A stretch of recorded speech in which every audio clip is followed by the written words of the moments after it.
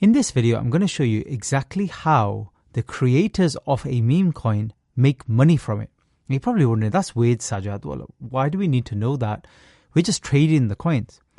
Well, it's really important you know how they make money from this as well, because then you can kind of understand how well a coin might do. You'll understand more how rugs and scams happen. You'll understand more as well if the coin's got longevity in future. How might that happen? Because the intentions of the creators of the coin are really important. And I'll show you why in just a minute. So let's use an example, hypothetical. Let's say there's a new meme coin, and let's just call it coin with the $ ticker. And let's say there's 1 billion supply of this coin. And the creators of this coin, so there'll be a dev. Dev is short for developer. They're the ones who write the contract. Sometimes it's just the developer literally launching the coin. There's nobody else. Sometimes they have whole teams. There's somebody doing the marketing. There's somebody doing the social media side of things. And there's a developer. And there's moderators on their Telegram group. A moderator is just somebody who just engages people in the chat, replies to them, answers their questions, pins Twitter comments, stuff like that. So it could be a team or it could be literally just one person. A lot of these coins, believe it or not, are just one person launching. And the way they make their money is when they send this coin live, you have to remember it costs them money. So it can cost them anywhere up to, let's say, $1,000, roughly. And if they've got a lot of experience, it could be a little cheaper than that. But let's use round numbers. It's probably going to cost them about $1,000. And they need to get a return on their money. The same way when you invest and you trade in a meme coin and you spend $100 or $1,000, you want to get back more. You want to get back double. That's the point of this training program. So how do they make the money?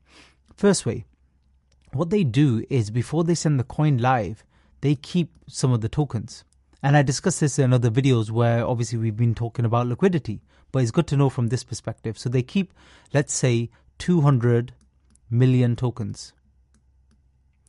So that's 20% of the 1 billion. So they keep 20% of the supply. So what happens is the other 80% goes live and it starts trading. And what they do with this is they slowly sell. And whatever the price of the market cap, that's how much they might make. So if the market cap reaches 10,000, and let's say they sold all of them luckily at that exact time where it reached its maximum. Well, what's 20% of 10,000? It's 2,000. So they make 2,000 and they make double what they invested. That's one way they make money. Let's discuss other ways in which they make money. Now, this is assuming it's not a rug or a scam. It's a legitimate project and they're not trying to just pull liquidity or do anything else, which again, I discuss on other videos. The other way is tax. It's a buy tax and a sell tax. How that works is every time anybody buys or sells any part of this coin, they might charge 5% or 10%. Usually that gets paid back to them in the actual token or sometimes dollars, but usually the token. And then what they can do is they can sell the token or they just get that 5 or 10% per trade. So if somebody makes a trade and they buy $100 worth of Solana in this particular coin, $5 basically goes straight to the creator every time they buy. So if you think about it, it does add up over time. It kind of add up to a good bit. So they may end up making 2K total overall like this. Now, if they've set the contract in such a way that they can change the tax, they can keep this high at the beginning and then actually reduce it to 0% because people don't like to see high tax. The traders and people investing in meme coins don't like that. The coin doesn't usually do well. The ones that do well nearly always have 0% tax. That's one of the reasons people like that particular coin. So these are two of the most common ways in which they actually make money from this. And the top way, sometimes in marketing, you might see in their marketing spiel, what they say is they're withholding some tokens, these ones, for marketing. They literally say that. And their plan is to sell some of them so that they can spend it on some sort of advertising costs, like paying for soul trending and stuff like that, which again, we discuss later on in the trading program.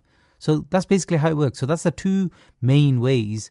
So believe it or not, there isn't any kind of other way. Just by launching the coin, they don't automatically make money. And remember, they've lost money when they actually launch. Now, I'm talking, by the way, about 2K there. Let's say we got to 10K market cap. Remember, some of these coins can reach hundreds of thousands in market cap. So this figure here could be a lot higher. This could be a lot higher. And even the creators and the devs, they have no idea how well the coin might do. They're just hoping to ride on some trends, do something hopefully unique, even though a lot of them you see are not unique, and make some money. But what you might see a lot of are coins that are not very good at all, and you're probably wondering, like, why are they launching? You see the same thing again and again. For example, Pepe. There's a new Pepe every single day, or there's a new Reddit coin every single day. And you're like, why do they keep doing this? Well, the reason they do it and they quickly make a little bit of money and then just the coin just crashes is because they've worked out ways to be very efficient. To get this cost down to like as little as $200. And then as long as they make $500 to 1K on the actual launch itself, that's enough for them to then just walk away. So the coin has a little pump for 10 minutes, 20 minutes, falls down, and that's the end of it. And that's enough for them. And they're happy, rather than trading, which is what I'm teaching you here, they're happy to just, they take all of that risk and do all of that work, getting the coin set up.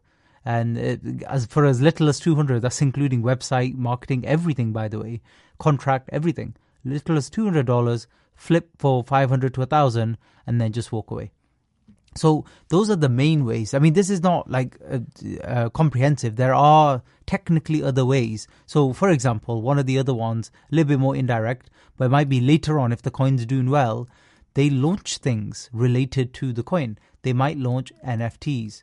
They might make a bot, like a trading bot, that people buy or do, they get some tax for, they get some fees, transaction fees for, much like BonkBot actually. Or, so NFTs, bot, what else? Maybe merch, maybe merchandise of some, t-shirts and cups or something with the picture of the token logo on, stuff like that. So that's obviously if they get a little bit bigger, maybe they'll do some brand deals as well. The list is endless. But hopefully that gives you an idea, like immediately. This is why when we're doing our scanning of contracts, we check to see how much the team are holding in terms of numbers of this 1 billion. Because we need to know how much they're holding. Because if they're holding too much, it's risky for us as investors because they could suddenly sell 20%. What do you think happens when a team suddenly sells 20% all at one time, suddenly in a collection? Well, the price goes down. It plummets rapidly. And it can fall easily 10, 15% or more. So that's why we kind of need to know this stuff. But yeah, like I said, not comprehensive, but these are some of the main ways that the creators and devs make money from the collection. Thanks for listening.